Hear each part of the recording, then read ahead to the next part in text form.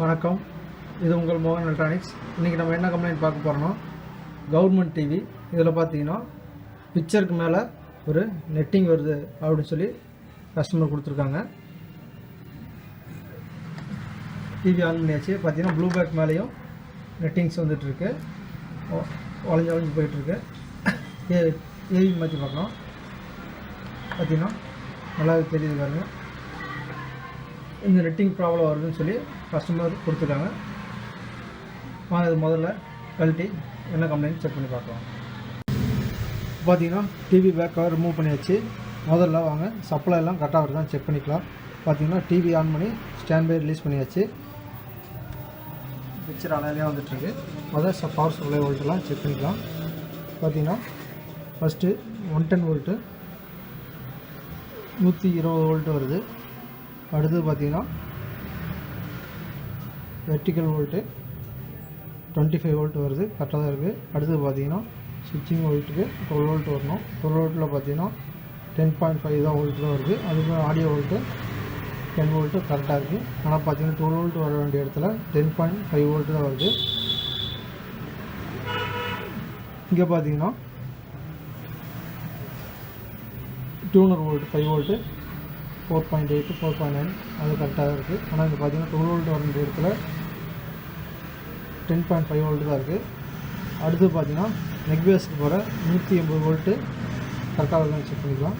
பார்த்தீங்கன்னா 180 வோல்ட்டு அதுவும் கரெக்டாக இருக்குது. ஸோ இந்த 12 வோல்ட்டுக்கு பார்த்தீங்கன்னா ஒரு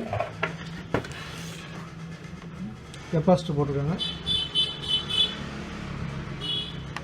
கெப்பாசிட்டி உப்பி இருக்குது, அதை சேஞ்ச் பண்ணி பார்க்கலாம். பக்கத்தில் பார்த்தீங்கன்னா 150 இருக்கும்.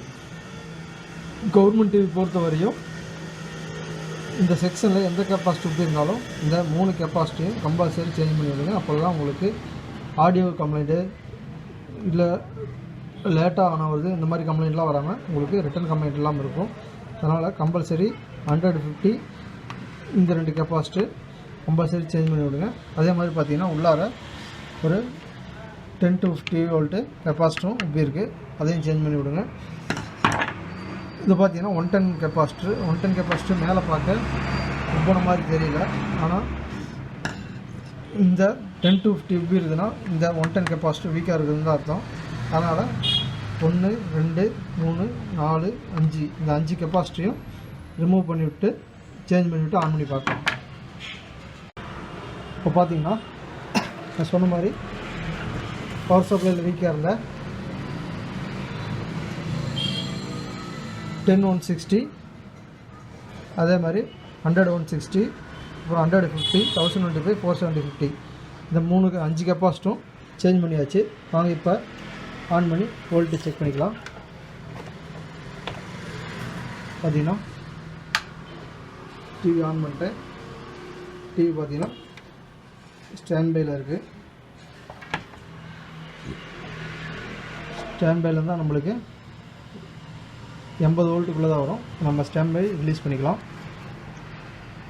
பார்த்தீங்கன்னா இப்போ 110 செக் பண்ணிக்கலாம். பார்த்தீங்கன்னா ஸ்டாண்ட் பை ரிலீஸ் பண்ணியாச்சு. 120 வோல்ட் வருது. அதுக்கு அடுத்தது பார்த்தீங்கன்னா வெர்டிக்கல் வோல்ட்டு 26 வோல்ட் வருது. கீழே ஆடியோக்கு பார்த்தீங்கன்னா 10 வோல்ட் வருது. இங்கே பார்த்தீங்கன்னா ஸ்விட்சிங் வோல்ட்டு முன்னே 10.5 வோல்ட்டு தான் இருந்தது. இப்போ பார்த்தீங்கன்னா 12.6 வோல்ட் வருது. முன்னே 10.5 வோல்ட் வந்தனால நம்மளுக்கு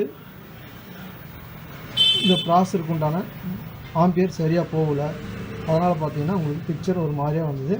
இப்போ பார்த்தீங்கன்னா ப்ளூ பேக்கு கிளியராக வந்துச்சு. ஏவி மாற்றி பார்க்கலாம். பார்த்தீங்கன்னா ஏவியில் படம் கிளியராக வந்துச்சு. உங்களுக்கு கம்ப்ளைண்ட் ரெடி ஆகிடுச்சு.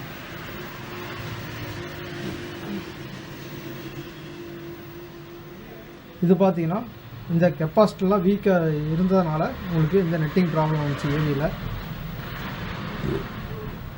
இதே இந்த கெப்பாசிட்டிலாம் நல்லா இருந்தும் இந்த மெயின் கெப்பாசிட்டி கம்ப்ளைண்ட் எல்லாம் சேஞ்ச் பண்ணிவிட்டும் உங்களுக்கு ஏவியில் நெட்டிங் ப்ராப்ளம் வரல. அப்படி நெட்டிங் ப்ராப்ளம் வந்துச்சுன்னா அதுக்கு இன்னொரு மெத்தட் இருக்குது. அந்த நெட்டிங் ப்ராப்ளம் ரெடி பண்ணுறதுக்கு நான் அதை அடுத்த வீடியோவில் போட்டு உங்களுக்கு எக்ஸ்பிளைன் பண்ணுறேன். ஸோ இந்த வீடியோ உங்களுக்கு பிடிச்சிருக்குன்னு நினைக்கிறேன். மறக்காமல் நம்ம சேனலை சப்ஸ்கிரைப் பண்ணிக்கோங்க, பெல் பட்டனை கிளிக் பண்ணி வச்சுக்கோங்க. அப்போ தான் நான் போடுற வீடியோ உங்களுக்கு உடனுக்குடன் கிடைக்கும். நன்றி, வணக்கம்.